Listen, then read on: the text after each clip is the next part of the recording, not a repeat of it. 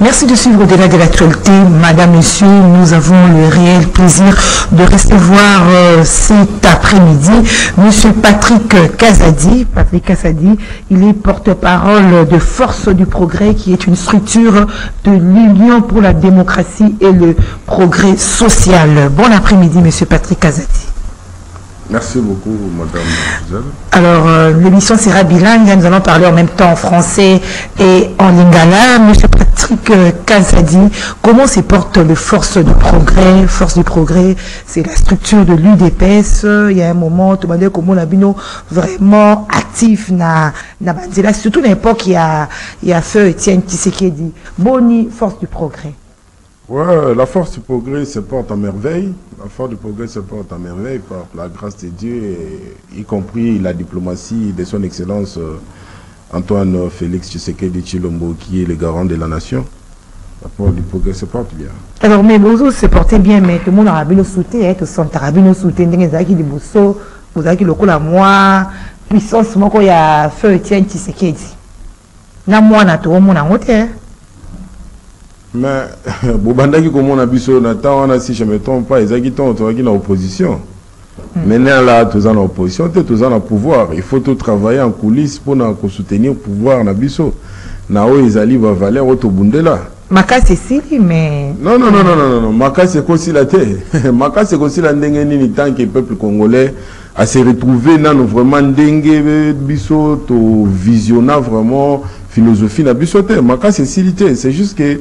Mais au moins on est en train d'élaborer une stratégie, une technique moko boye. Il y a cessé pour nous la comment est-ce que tokoki ko sungape lisusu peuple congolais avec la force du progrès aussi, y compris l'IDPS. Force du progrès pendant qu'il a ma pour nani, bo créer Kango pour nani. Normalement force du progrès créer pour na ko battre là tout d'abord pouvoir, il y a parti, hein. Et à part ça, et créer peut aussi pour défendre des valeurs. Où ils allaient à peuple congolais et il y a mis ça de force du progrès donc tu créer yango ou bien papa Etienne a créé yango pour nous réveiller ou bien éveiller à conscience moko boy pour la jeunesse tout à comprendre que azali il na kati ya mboka na ye soki azongi sima lobi que non atike la batu moko boy basala na place na ye. Et voilà que nos jours, nous sommes comme une histoire, la histoire Inde, comme on est aux États-Unis. Oyo, Indien, Bazalaka, aux États-Unis. Tellement que nous, Bandakanda, Munda, Mubazuya, Babotola, Bamona, le théâtre, Ngongamoko, Boiti, aux États-Unis, comment Nani Inde, Babotola, Bango, Yango, Nani, États-Unis, Babotola, Bango, Yango, Indien. C'était pour cela que nous avons pêché dans Kelaka, Yango, pour être à la liste, tout veiller sous Mboka. Et puis tu veilles sous école la biso donc eza la mobimba ndenge lumumba lobana papa na biso Mzee Laurent Désiré Kabila qui n'ont jamais trahi la RDC. C'est de peur aussi que la force du progrès a été créée pour ne jamais trahir aussi la RDC. Donc miso ango le quoi beaucoup de pouvoir miso kangali mwandam ma bezo sala ma bozo monate. Bon on a évité ma belle ndeti ma belle nini madame parce que bozo veiller ce que loko sala mise pour na peuple était wana bokangi miso quoi beaucoup de la pouvoir il dépêche au bino za la kati bino force du progrès bokangi miso. Non, madame, biso tout d'abord, tous à la rabattu à Moutouté. Na banza na evisa au Mukolomusu na le kaka na plateau na esaka que nous ne sommes pas là pour adorer la personnalité ou bien vénérer une personne quelconque tout ça. Ce qui est ça tambola na vision na bisoté. Donc nous sommes là pour défendre des valeurs. Et si ce n'est pas des valeurs, vous n'allez pas nous trouver dans Kati. C'est-à-dire que l'homme peut se dire que bao kamamboka lo baza la Kati à partir de bino UDPS pour bino force baza la Kati à partir à UDPS ba lo tambi samboka malamu te beaucoup côté les mena ba. Oui, en titre exemplatif. Kabunda zara ki moko na biso. Mais au moins que tant on va ko tambola na ndenge moko bolongo ba mite na ba na miango ya nini ya parti. Au moins que force du progrès élément et pour na ko benga na e. C'est de peur avec Batutu Bazana Katia, IDP Siko. Ce que Zaki Batamboli na limia miate, ndenge longo bamite, ndenge article na constitution à partir zolo bate. Finalement, to côté les melayo kaka. To côté les melayo jusqu'à ce que au kokende, au côté que la biso parti. Est-ce que il est pas là Mokonzambo kapwa sali pe membre à partir na bino. Ceux qui au moni pe mabe au côté les melayo. Mais la ebisa ki loko moko que madame, nous ne sommes pas là pour l'adoration de la personnalité, hein? nous sommes là pour défendre qui des valeurs. Même le chef de l'État tel qu'il est là, s'il est hors notre vision, carrément, on les dénonce, on les dit que ça, c'est pas notre philosophie. Parce que nous, la philosophie que Papa Etienne nous a laissée, c'était le peuple d'abord. Et lorsque l'on va voir que non, le peuple d'abord n'est pas mis naba standard papa lobelakate tokoye bisaye parce que Papa Etienne pa yebisaka biso que prenez-vous en charge. Cela veut dire aussi que non moi na mboka chef de l'État Félix Antoine Tshisekedi Tshilombo, le président le plus beau du monde, a tamboli mabe. Non, mais philosophie en gros, il y a le peuple d'abord au lobby qui Etienne Tshisekedi a créé qu'à force du progrès. Est-ce que les actes vraiment respectés, ils ont tambour la mandingue le ngobami? Bon, madame, moi na waza conduire les lots. Madame Oyebi, na mokili ndenge totambola kaboye. Tozalaka toujours te malamu à 100%. Okokiko sala eloko me yeba ke moi koko so ezangaka te. On s'en comprendre. Mais ndenge chef de l'État zotambola. En tout cas moi je t'assure que il y a beaucoup des avancées par rapport au yaba. Kakana banzala, kakana batunde bazomona pasi makambo ya transport le lot carburant bazotambola makolo. Nyoso wana bobeta ka maboko. Non, madame Banzala, il ne faut pas bobo sanake non pouvoir autant autozu yango to travailler mbala mon côté kaka IDPS a travaillé mon côté mbala mon côté to travailler na ba dongolo misu bakenda kala non bakenda kala ti lelo bazana gouvernement oyebi po bino nde bolingi bango non tolingi bango parce que ce sont le peuple congolais yangwana tozana posa to travailler na bango de façon que balata kazaka ya sika o ezali ya vision ya kosunga mboka pona ko changer o ezali mabe po te to sunga peuple bato basali mabe na pese exemple bato bazali lokwa balamba mende bazali ki na kati ya FCC le loi continue union sacrée besoin ko cheminer ensemble pour le baquer ba o bloquer bino bato ayi de peste. Madame, vous savez baloba toujours que dans l'humain il réside pas seulement le mal. Comprenez? Peu importe le mal qui réside dans les êtres humains. En tout cas, il y a aussi côté moko boyepe ya malamu mutu azala na nzamba kela yenango. Mutu atazo sala mabendenge ni ne koma kata moko boye. Suka komo vana na mutu malamu na ko affecté pe. Pote malamu ezalaka malamu. Je te donne exemple moko boye limbisanga na peso exemple wana. Jour moko na kenda na ministère moko boye peste, il fallait ba yamba biso pas excellence Tony moi ba we enseignant ministre. Ouais. Alors major moko boye azaka nzoto mike to na posé loko moko boye major wana ya zumbongo wana ke sombe loko wana mais tant on a tika na sima ba sanga no muto wana aza major siko na tala grandeur ya ki major na ndenya ke ko sombe la biso loko biso batuza na ba grade wana te mais ya ke ko somba yango tu vois cette humilité là et toucha bon mo inanga makasi ngape na lobate ngape fona ko mana humilité aboyi cela veut dire malamu. Ce qu'on a vendu dans mon pays, à tous ça m'a affecté au peut changer. C'est pour ça que mon andeko Félix Antoine Tshisekedi Tshilombo, il continue de travailler avec ces gars-là, parce que ce sont des Congolais. Ouais. Mais mingi ba musala yebi ki so asali mabe osonga ba osukola ye ba kozoya na kati ya lingomba oya osangisi ba parti politique. Te au moins mabe ba mesana na ngote.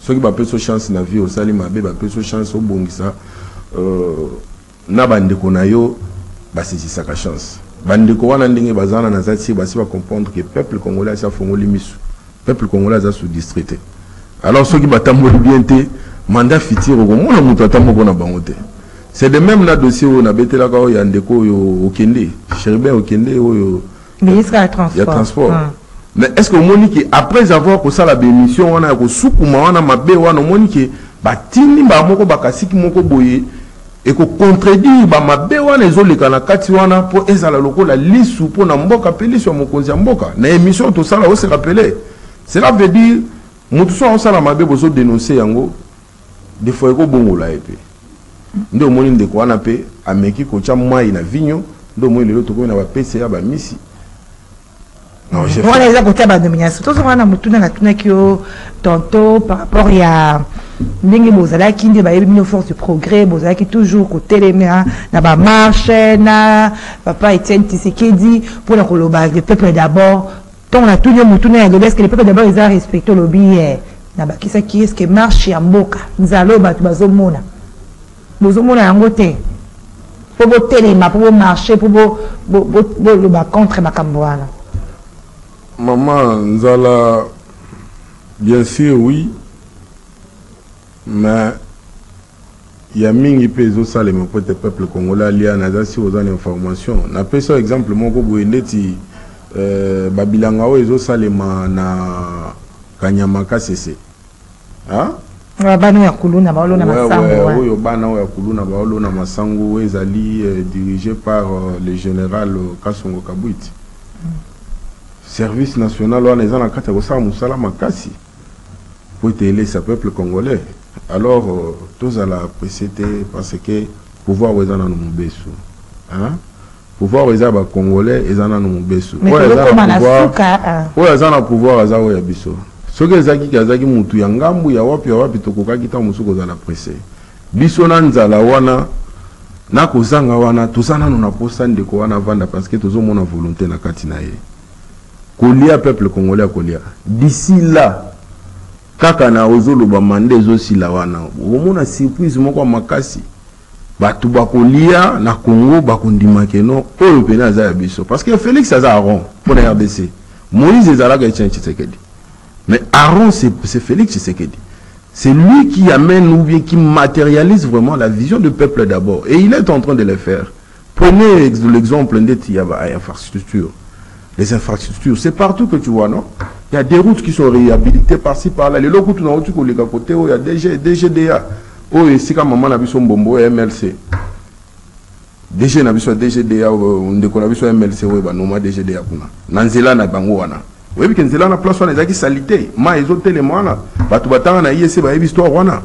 Mais tant que solo bano bosoko keiwana ozomona misale ezosali makanivo basali kitoko donc lobi okomona ba maywana te. Mais hier c'était négligé. Ceux qui toquent na ba elenge ça tu vois donc il y a vraiment des avancées parce que madame on ne peut jamais parler peut-être du manger tant qu'il n'y a pas des infrastructures, tant qu'il n'y a pas de routes qui sont réhabilitées. Vous voyez, lorsqu'il n'y a pas de routes, biloko ça na popo kabaka et qu'on commande na kikuiti ndengeni. Donc on doit commencer tout d'abord quelque part. Si on doit commencer, il faut tout banana on a banzela. Parce que Nzela wana nde ezali socle ya développement, c'est les infrastructures. C'est pas construire des écoles na ba fin au fond ya mboka kuna au sali bilanga tout ça pour aller ça na kata Kinshasa ou bien aller ça na Katanga ou bien na epa na Kasai tout ça. Mais ce qui banzela ezate biloko wana to ko komandeti na ba centre wana ndenge nini. Cela veut dire il faut tout d'abord ba infrastructure wana sali mo banzela tonga ma par-ci par-là et c'est là où vous allez voir que non le peuple congolais va manger. Na nini na pas profane na tu vois. Bah, rappeler que tu as mis le lot, papa Patrick Kazadi, Azali porte-parole, il y a Force du Progrès, OESA structure, il y a Union pour la démocratie et le progrès social, UDPS. Force du Progrès, vous avez le coup là, militant, ma combattant, il y a UDPS. Au côté les marques, ça, la marche. Mais, mingi veut bazo réclamer, bazo se retrouver, ba nomination et salami siko. Est-ce que va nous bien Katina Bino? Ouais, voilà, Koutunde Eloko Nazolukana félicité chef de l'État pour na Eloko wana et Salemi. Tout le monde déjà dans la de jeunesse, déjà tout le monde a moi quelques classiques déjà va commis qu'on allait au moins classer. Ça c'est quelque chose qu'il faut que je félicite le chef de l'État là où il est, les garants de la nation, Fachi Béton, le président le plus beau du monde. Mais il va qui parabino te bino Burundi, va ninga na bino ndé ba réclamaka. Ba bazo uta ba poto, bazo ya ko travailler bino aux amis de côté. Non, madame, vous savez, dans la vie, il ne faut pas chercher Koyata Kamakambu. Dans la vie, il faut avoir ce que l'on appelle la tolérance et la maîtrise de soi. Il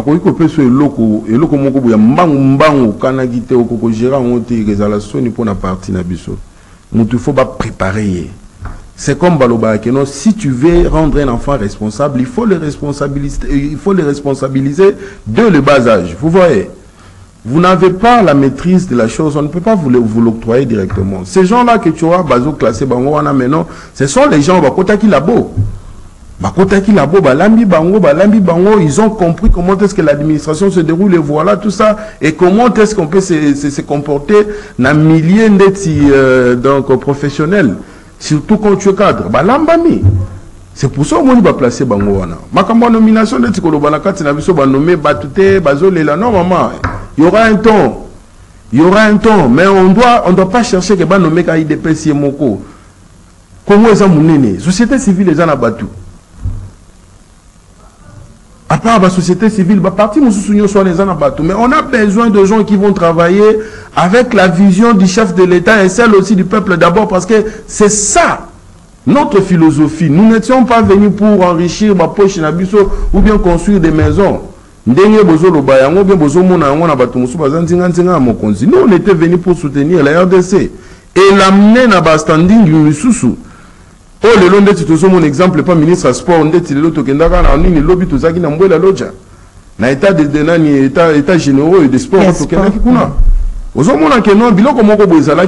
j'étais là-dedans, je te dis, il y a des résultats et des solutions qui sont sortis dedans, que vous allez être surpris un jour que non, la jeunesse va commencer à prendre maintenant donc sa valeur. Parce que, il y a bien ma casse, excellence Serge Condé, je suis là, en tout cas la RDC doit être comme ça. Et c'est ce que moi je demande Koutou.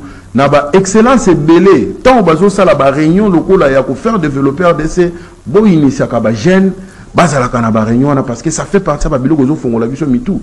Moi aujourd'hui je peux jamais encore ko lukana ki makana poche ya ni ya député ou bien ya ministre. Moi j'aimerais peut-être que nous naba assise wana le kati wana na banda kozwa ba moyen na ba régie financière.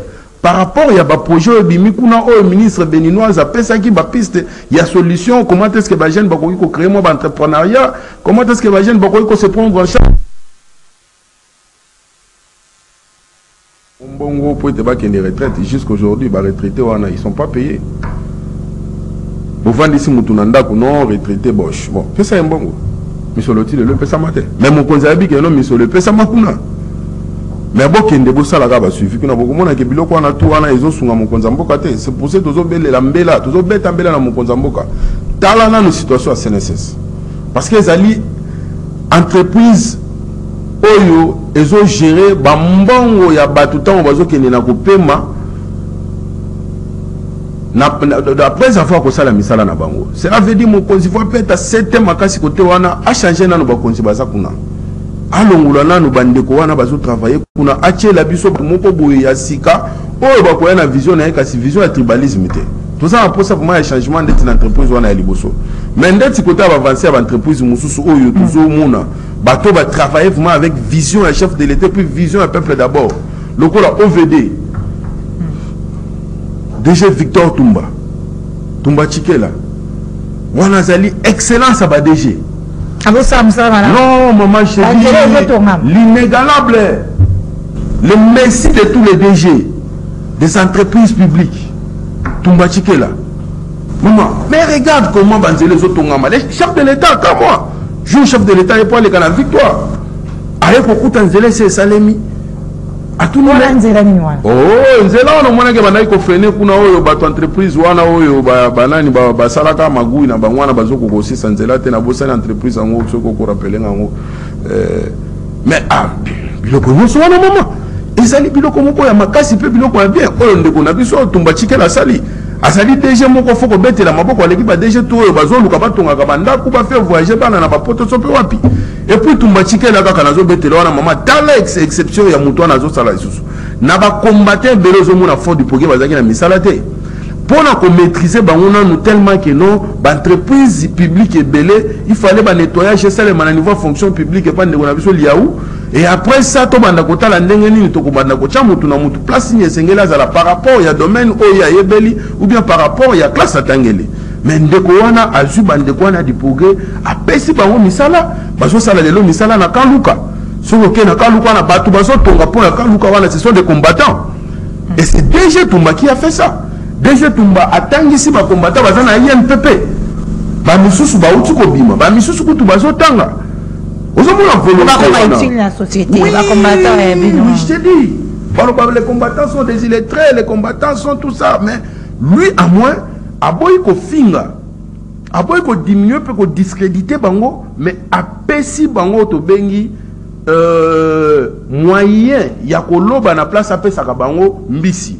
Alors mutu ya bongo mama na ngai oko comparer ndeti na ba DG na biso ba entreprise na biso ba luli oyo parce que pesa ka ba conseiller ba mbongo pote ba maintenant ka bango wana et pourtant komba na biso to bundela ka biloko wana ta biso to bundaka ke no tango zo sa musala na yo etambola na vision oyo zo soutenir vision ya mokonzi na vision pe zo soutenir peuple congolais mais ce ko komi ke no ce ko yoka na kata mususu na directeur moko boete il faut ça la moi au sala moi biloko na bango yo batindaka par exemple non ozo sala musala na entreprise ozo na compétence temo zo kana na DGT il faut balongola yo wana bachindo côté moko boye o sala ba remaniement so pe biloko na bango basaka na ba entreprise na bango kuna ba magui et pourtant que non muto zo sala musala za na ba compétence mais tellement que oyebi que non za na posa kaka bochaka bandeko na bino wana po baza ba kongote allez il faut bolongola muto wana botinde bisika mususu biloko zo le kana ba c'est nécessaire wana biloko soni mais Tumba ne fait pas ça kendele na OVD.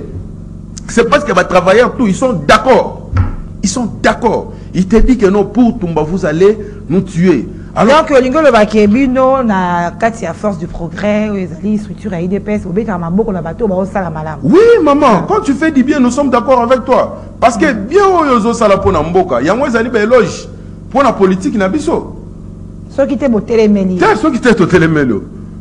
Tu as téléméli. Tu as téléméli, maman. C'est quoi on a ça va bien wana botelemi na bango tout le monde a mis le pesos na balate pour la makambo. Bon, oyebi balobaka que presse c'est ali troisième pouvoir. Voya balabala peut-être beaucoup ça la désordre oyebi que bato belé bazoluka mokonzi mboka na ndenge me ya mabe belé ozomona. Alors biso état que baimbo kapé bana ya pouvoir il faut que ba commenter ce que tokoki ko faire éviter mabe na kombo ya mokonzi na biso. Vous comprenez? Il y a un moment où zonga sima na ndenge ya comment na pouvoir zonga sima te lokola to comment na pouvoir te yango to zongi sima te to zongi sima parce que ba dongolo miso ebele bazo luka place kani ba kokotela pour te ba réaliser ba mission na bango po bazali na ngona posa ya koko isa mokonzi. Alors biso to ko contribuer na ba projet wana te na ko sala ka ba désordre na nzela to zongi sima mais na etando eke to ko peta kaka sete yo ye banana général ye banana na wapi sénateur tout ça mais biso musala na biso ezali ko dénoncer kaka mabe soki osali na mabe na ko betelo maboko te na ko leka kaka ndenge na zolo ba mabe ndetse ya CNSS wana ndenge pe na ko leka na bandiko yebisa ke no moni OVD wana mais lelo na minute oyo entreprise loko la OVD convaincre ngai totalement. Non, maman. L'élection, comme à Pembeni, papa Patrick Kazadi n'a rappelé qu'aux alliés porte-parole, il y a Force du Progrès, aux alliés structure, il y a UDPS, il y a bien combattant. Structure à UDPS, mais l'élection est comme à Pembeni. Aux hommes, on a payé un dingeni pour la partie de Bino. Si on peut d'abord tirer les bails à Boroleka. Aux hommes, on a un dingeni. Tu as dit les bails à Boroleka. Mais voilà, mutuna wana okotuna ngamote mutuna wana fotuna yango siko peuple. Mais yo moko peut réfléchir à tout ça. Le travail bien na réflexion na ngai madame nakoki jamais ko yebiso te ke no to nani to ko échouer. Na ko yebiso to ko réussir. Vous honnête sur le papier. Mais je parle avec mon cœur, je te dis, il y a personne qui peut s'égaler avec l'IDPS pour l'instant. Je te dis, il y a personne qui peut s'égaler avec le pouvoir en place. Notre lobbying et notre diplomatie agissante, ça produit des résultats palpables et alléchants qui mettent tout le monde d'accord. Qui peut dire aujourd'hui que non, Félix a par exemple un rival? Félix n'a pas de rival. Qui est ces rivales-là, vous allez me dire? Qui Moïse Katumbi par exemple? Comme qui? Le président élu de Fadenhouse. Parce qu'on a un président élu démocratiquement, le président de la République démocratique du Congo, et on a aussi un président élu de Fadenhouse. Pouvoir président à Fadenhouse, pouvoir à Fadenhouse. Président Fadenhouse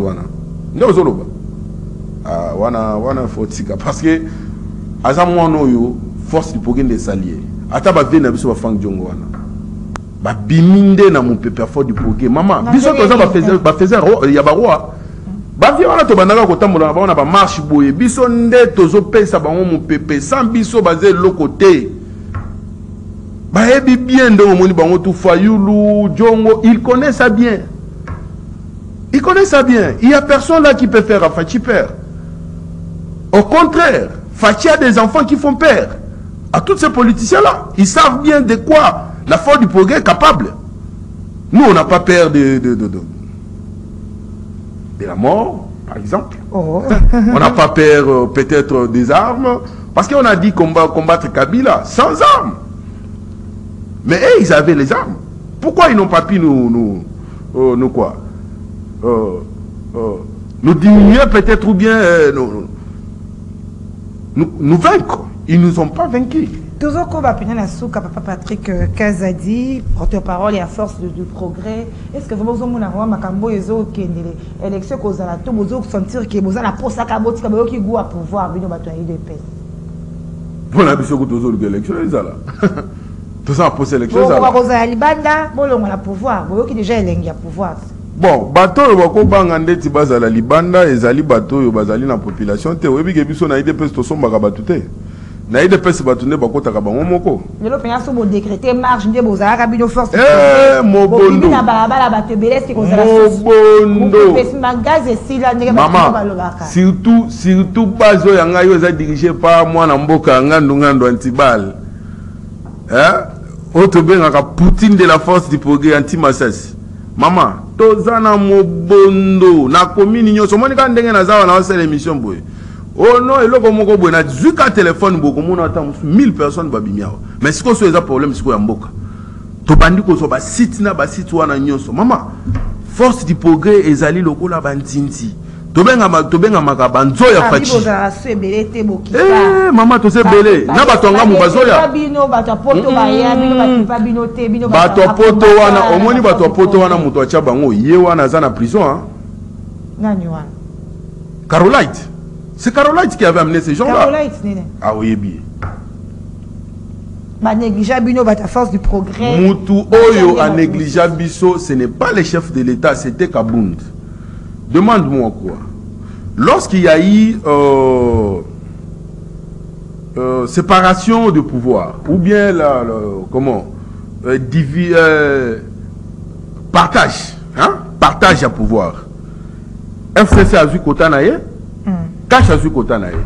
Oh, il y a biso quota, oh, il y a qui président, il y a IDPS Nathan, c'était Jean-Marc Kabound, n'est-ce pas, oui? Président lobby, comme c'est toi qui engage le parti. Quota na biso, yango, hein? Zo kota oyo osalisa bandeko oyo bazali na kati ya parti ba combattant ba fort du progrès hein pas au moins misala de façon que tant bon bazu misala bazu expérience ba ko benda pe baninga on a fait. Mais qu'est-ce que Kabound a fait? Kabound a pris les quotas de l'IDPS, il a vendu ça na ba personne. Yango no moni lelo bazo lobake yango no moni lelo bazo lobake ndeko Tony Mwaba azali produit à Kabound. Oui, le maman Samba azali produit à Kabound parce que yende muto acha bango wana mais ezala quitté na nani ko entente avec non maman oyebi mutu tout ce kaza na pouvoir oyebi ka je ya corbeau le renard ozoka wezana bek wana. Mais tant que nous avons la spiritualité, lever ton malanda, en tout cas, Simba Benda, bloqué, allez, Libanda, au moins la minute la prison. C'est pour te dire que non, la force du progrès, nous n'avons pas une personne au bisoto vénéraka, soke zalikaka, philosophie et tien tshisekedi atike la bisote. Ata Félix Tshisekedi ndenge azana etake mokonza mboka. Soke atamboli Libanda zo yoka bisote, bisope to ko balukela. Biso za la bongo, ayebi. Parce que Bissonde to exigeait à retirer signature oyo a signé à Genève, vous voyez l'histoire. C'était la force du progrès. Et ne vous trompez pas que la force du progrès est anéantie ou bien affaiblie. Nous sommes toujours forts et on est devenu même plus forts politiquement, diplomatiquement. Donc la spiritualité Patrick Kazadi, porte-parole et à force du progrès. Dernier mot dans les années. Le message. dernier mot nangai avant na chité na kolingana na pesa mbote simanango na yo te mbote nazo pesa na yemoko tout d'abord mokonzi mboka nazo pesa mbote na excellence chef de l'État, les garants de la nation, Félix Antoine Tshisekedi Tshilombo, le président béton du monde, Mohamed Wakaninda Mokwantombolo, l'homme qui a anéanti l'FCC, qui était l'invincible, mais dans peu de 3 ans, Tokoïsa Bango, avec diplomatie Fachi Béton, Ndemo Yasuka, Nazalaki Nango, mais Nakoki jamais peut kobosana, kopesa bandeko nanga nyonso ya parti nangai, ya force du progrès pe mbote. Parce que unité nde eloko ekosala ke non tolonga élection yo le main parce que mon continent biso zo sala musala malamu asi convaincre déjà peuple congolais tous à la simanaye et puis na remercier pe na CG Kabuya parce que na moni akomi kozwa sikoyo élan au moni problème na biso ezani maman oyebi ke biso surtout na fort du progrès bandeko belé to bandeko sepela na Kabuya te plutôt sepela kana été mingi mingi oyebi. Mais na ba nomination auto le kaoyo na senti mu pepe moko boya sika omoni tant na otala lokola ndeko akonga maître konga na otala bona moni amisi nommé donc ce sont des choses où ezali lokola ba va moko boya sika parce que ezalinde na diplomatie agissante na ende amemi papier wana et pas ya mokonzi asali nini atie mokoloto nde biloko tozaki na ona posa na parti c'est pour ça omoni depuis na bande émission na féliciter ye parce que c'est la première fois dans mon à saluer le Kwaboy. En tout cas, félicitations pour Naïs Kazadi. Merci Mingi Patrick Kazadi, porte-parole. Il y a Force du Progrès, OESALI structure, il y a UDPS. Merci aux téléspectateurs. Et Monsieur Komina Souka, nous nous retrouvons au prochain numéro. Au revoir. Ok.